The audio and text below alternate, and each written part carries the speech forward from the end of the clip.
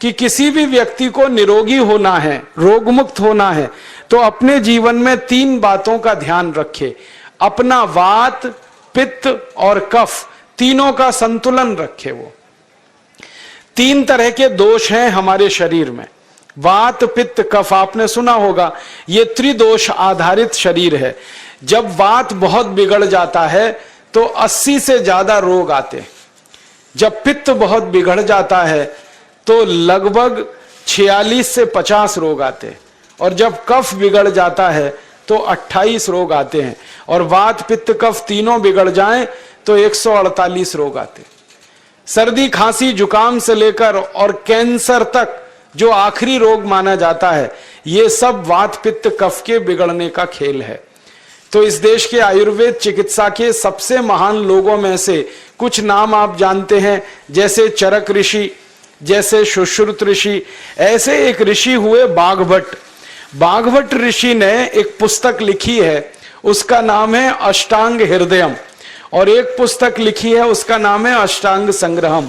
इन दोनों पुस्तकों में उन्होंने 7000 नियम बताए हैं। उनमें से 4 बताता हूं, अच्छे लगे तो आज से ही पालन करो और दूसरों को भी बताओ, ताकि कोई भी इन नियमों का पालन करे तो बीमार ही ना पड़े। ये चारों नियम हैं वात, पित्त और कफ को संतुलित रखने के लिए। अब वात, पित्त, कफ तीनों एक साथ आपके संतुलित रहें तो उसके लिए पहला नियम है खाना खाने के तुरंत बाद पानी नहीं पीना। ये पहला नियम है। आप बोलेंगे ये तो बड़ी मुश्किल बात है, खाना खाते ही पानी पीते हैं हम तो सबके सब, और बिना पानी पिए खाना ही नहीं खाते। कई लोग तो खाने से ज्यादा पानी पीते हैं, खाना कम खाते हैं, पानी ज्यादा पीते हैं। ये खाना खाने के बाद पानी कभी भी नहीं पीना, क्योंकि महर्षि बाघभट्ट कहते हैं भोजनांते विषम वारी, माने भोजन के अंत में पानी पियो तो जहर के पीने के जैसा है। इसलिए वो कहते हैं कभी भी खाने के तुरंत बाद पानी मत पियो। अब आप मुझे पूछोगे क्यों नहीं पिए, कारण बता दो। कारण मैं बताना चाहता हूं सरल भाषा में। हम जब खाना खाते हैं ना तो पेट में सारा खाना इकट्ठा होता है। पेट में एक स्थान होता है, उसको हम कहते हैं जठर। संस्कृत में, हिंदी में जठर कहते हैं, अंग्रेजी में उसको एपिगैस्ट्रियम कहते हैं, हिंदी में कुछ लोग उसको आमाशय भी कहते हैं। ये जठर छोटा सा स्थान है। आपके पेट में नाभि है ना, उसके लेफ्ट साइड में बाईं तरफ छोटा सा स्थान है। सारा खाना आपका इसी स्थान पर आता है। जो भी आप खाते हो, रोटी, चावल, दाल, सब्जी, दूध, दही, कुछ भी खाओ, सब कुछ जठर में आता है। अब जठर में जैसे ही खाना इकट्ठा होता है तो उसमें आग जलती, और उस आग को कहते हैं जठर अग्नि। मिला के बोल देते हैं जठराग्नि। आप जैसे ही खाना खाते हो, पेट में जठर में अग्नि जलती है। वो अग्नि खाने को पचाती है, और अग्नि खाने को ऐसे ही पचाती है जैसे रसोई घर की अग्नि खाने को पकाती है। आपके रसोई घर में आप अग्नि जलाओ, उसके ऊपर दूध रख दो, दूध में थोड़ा चावल डाल दो, अग्नि जब तक जलती रहेगी खीर तब तक बनती रहेगी। आप घर में अग्नि जलाओ, उसके ऊपर पानी रख दो, उसमें दाल डाल दो, दाल की पकने की क्रिया तब तक चलेगी जब तक अग्नि जलेगी। ऐसे ही पेट में होता है। जैसे ही आपने खाना खाया, पेट में अग्नि जलती है, और जब तक अग्नि जलती है तो खाने के पचने की क्रिया चलती है। जैसे रसोई घर में खाना पकाते हैं, वैसे ही पेट में भी खाना पकता है। इसी को हम पचने की क्रिया कहते हैं, अंग्रेजी में उसको डाइजेशन कह देते हैं। तो आपने खाना खाया, पेट में अग्नि जल गई, अब वो खाने को हजम करेगी, पचाएगी। अब मुझे एक प्रश्न का उत्तर दो आप, कि जैसे ही आपने खाना खाया, पेट में अग्नि जल गई और वो खाने को पचा रही है, तुरंत आपने गट गट गट गट पानी पी लिया, और खूब ठंडा पानी पी लिया, बर्फ मिलाया हुआ पानी पी लिया, फ्रिज का पानी पी लिया। क्या होने वाला है? अग्नि जलेगी कि बुझेगी? अग्नि के ऊपर पानी डालो तो अग्नि और पानी की दोस्ती नहीं है, दुश्मनी है। पानी अग्नि को बुझा देता है। तो आपने खाना खाया, अग्नि जली, पीछे से गटगट पानी पी लिया, अब अग्नि शांत हो गई, अब खाना पचेगा नहीं, तो वो पेट में पड़ा पड़ा सड़ेगा, और सड़ा हुआ खाना 100 से ज्यादा विष पैदा करेगा, और वो 100 विष आपकी जिंदगी को नरक बना देंगे, और जिंदगी भर आप बीमार पड़े रहेंगे। आपको मालूम है, कई लोग कहते हैं मुझे पेट में बहुत गैस बनती है। ये गैस उन्हीं को बनती है जिनका खाना हजम नहीं होता। कोई लोग कहते हैं कि मुझे पेट में जलन होती है, ये जलन उन्हीं को होती है जिनका खाना पचता नहीं। कोई कहते हैं कि मेरे पेट में एकदम गुम हो जाता है, फूल जाता है, ये सब वो लक्षण हैं जब खाना पचता नहीं। तो खाना पचेगा नहीं तो सड़ेगा, सड़ेगा तो विष पैदा करेगा, और वो विष आपको बीमार करेंगे। इसलिए महर्षि भागवत ने कहा, खाना खाते ही पानी मत पियो। समझ में आया? फिर आप बोलोगे कितनी देर तक नहीं पिए? कम से कम 1 घंटे तक। 1 घंटे बाद पानी पियो। आप बोलोगे जी 1 घंटा क्यों? ये जो अग्नि जलने की क्रिया है ये लगभग 1 घंटे तक ही चलती है पेट में, उसके बाद अग्नि अपने आप शांत हो जाती है, उसके बाद पानी पी लो। तो खाना अगर 10 बजे खाया तो 11 बजे पानी पियो, 11 बजे खाया तो 12 बजे पियो, 12 बजे खाया तो 1 बजे पियो, 1 घंटे बाद पानी पियो।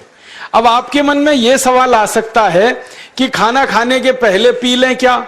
हाँ पी लो, 40 मिनट पहले पेट भर के पानी पी लो। 10 बजे खाना खाना है, 9:20 पे खूब पानी पी लो, जितना पी सकते हो। 11 बजे खाना खाना है, 10:20 पे पी लो, खूब पानी पी लो, 40 मिनट पहले।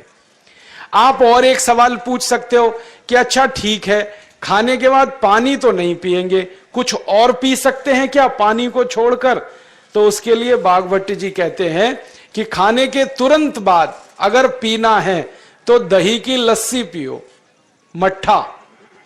खाने के बाद अगर तुरंत पीना है तो फलों का रस पियो, गन्ने का रस पी लो, संतरे का रस पी लो, मौसमी का रस पी लो, अनार का रस पी लो। अब आप कहोगे ये सब महंगी महंगी चीजें बता रहे हैं, गन्ने का रस, संतरे का रस, अनार का रस, पैसे तो है नहीं। तो सबसे सस्ता रस है नींबू का ही रस पी लो, शिकंजी बना के पी लो, वो तो सबसे सस्ता है। तो खाना खाने के बाद या तो दही की लस्सी पियो या रस पियो। और एक तीसरी चीज है, दूध पी सकते। तो खाने के तुरंत बाद पीना है तो दही की लस्सी या मट्ठा, खाने के तुरंत बाद पीना है तो कोई फल का रस, खाने के तुरंत बाद पीना है तो दूध। पानी 1 घंटे बाद पियो। और अगर एक बात ध्यान रखो तो अच्छा है कि सवेरे खाना खाते हैं जिसको हम ब्रेकफास्ट कहते हैं, नाश्ता, तो फलों का रस पीना अच्छा, दोपहर को खाना खाएं तो लस्सी और मट्ठा पीना अच्छा, और रात का खाना खाएं तो दूध पीना अच्छा। जो लोग इस नियम का पालन कर सकते हैं जिंदगी में कभी भी 80 रोग उनको नहीं हो सकते। वात पित्त कफ तीनों ही इस एक छोटे से नियम से संतुलित रहते हैं। तो ये पहला नियम मैंने आपसे कहा। दूसरा नियम एक और है, और वो नियम ये है कि पानी कभी भी पियो, घूट घूट भर के पियो। जैसे गरम चाय पीते हैं, गरम कॉफी पीते हैं, गरम दूध पीते हैं, एक एक घूट भर के, एक एक सिप करके, ऐसे ही पानी पीने की आदत डालो। ये मुंह में एक बार गिलास लगा लिया, गटागट उसको खाली कर दिया, ये तरीका गड़बड़ है। 1 घूट पानी, 2 घूट पानी एक बार में उतना ही पियो। आप बोलोगे ये क्या चक्कर है? बात ऐसी है कि एक एक घूट पानी जब हम पीते हैं तो मुंह की लार पानी के साथ मिलकर पेट में अंदर जाती है, और ये जो मुंह की लार होती है ये क्षारीय होती है, और पेट में हमेशा अम्ल बनता रहता है। तो 1 घूट पानी पिया, मुंह की लार इसके साथ अंदर गई, 2 घूट पिया और ज्यादा गई, बार बार लार अंदर जाएगी तो क्षार पदार्थ पेट के अम्ल के साथ मिलेगा। पेट में अम्ल बनता है, मुंह में लार क्षारीय होती है। तो ये क्षार को अम्ल में मिला दिया जाए और ये अच्छे तरीके से मिलकर पेट में जाए तो कभी भी कोई व्यक्ति के पेट को अम्लता नहीं होती, एसिडिटी नहीं होती। और पेट में अम्लता नहीं होती तो रक्त में अम्लता नहीं होती, और जिनके रक्त में अम्लता नहीं होती उनकी जिंदगी में कभी भी वात पित्त कफ के असंतुलन की स्थिति पैदा नहीं होती। इसलिए पानी घूट घूट करके पीना। मैं आपको एक छोटा सा मेरा ऑब्जर्वेशन बताता हूं, परीक्षण। आप भारत देश में या दुनिया में कहीं भी जाओ, मनुष्य को छोड़कर पशु पक्षियों को देखना शुरू करो, वो पानी कैसे पीते। किसी चिड़िया को पानी पीते हुए देखो, किसी पक्षी को पानी पीते हुए देखो, वो चोंच के एक बूंद ही के बराबर ही पानी उठाता है। एक बार में एक बूंद पानी लेगा, फिर थोड़ी देर चोंच चलाएगा, फिर पिएगा, फिर दूसरी बूंद लेगा, फिर चोंच चलाएगा, फिर पिएगा, फिर तीसरी बूंद। एक एक बूंद पक्षी पानी पीता है। कुत्ते को पानी पीते हुए देखो, चाट चाट के पानी पीता है। शेर को पानी पीते हुए देखो, चाट चाट के पानी पीता है। जितने जानवर चाट कर पानी पीते हैं, जितने पक्षी एक एक घूंट पानी पीते हैं, किसी भी पक्षी और किसी भी जानवर को डायबिटीज नहीं है, किसी को अर्थराइटिस नहीं है, कोई पक्षी ओवरवेट नहीं है, कोई पशु ओवरवेट नहीं है। वो सब स्लिम और ट्रिम है, क्योंकि वो इतने होशियार हैं कि पानी चाट के पीते हैं या घूट घूट करके पीते। अब मुझे ये हैरानी होती है कि ये पशु पक्षियों को कौन सिखाता है। वो अपने जन्म से ये ज्ञान सीख के आते, उनका कोई गुरु नहीं है, उनका कोई विद्यालय नहीं है, उनके कोई प्रशिक्षण शिविर नहीं लगते, फिर भी उनको इतनी अकल है कि पानी घूट घूट पीना। और हम ये मनुष्य जिनके इतने गुरु, इतने विद्यालय, इतने कॉलेज, सीखने वाले, सिखाने वाले, और हम मूर्खों के मूर्ख गटागट गटागट पानी पीते रहते।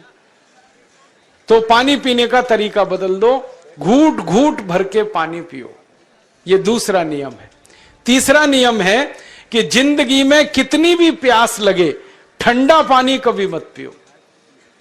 बर्फ डाला हुआ पानी, फ्रिज में रखा हुआ पानी, वाटर कूलर का पानी जिसका तापमान बहुत कम है, ये कभी मत पीना। क्यों? क्योंकि शरीर आपका गर्म है और पानी ठंडा है। अब होता क्या है वो मैं समझाता हूं सरल भाषा में। पेट तो गर्म है, अब इसमें ठंडा पानी डाल दिया आपने, तो अंदर झगड़ा होता है। और झगड़ा क्या होता है?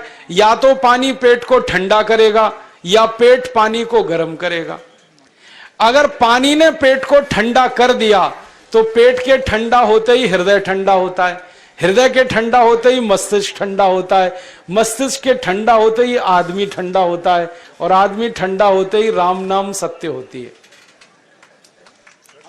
आपको मालूम है, जब शरीर ठंडा पड़ जाता है तो घर में भी नहीं रखते, निकाल के बाहर सड़क पर रख देते।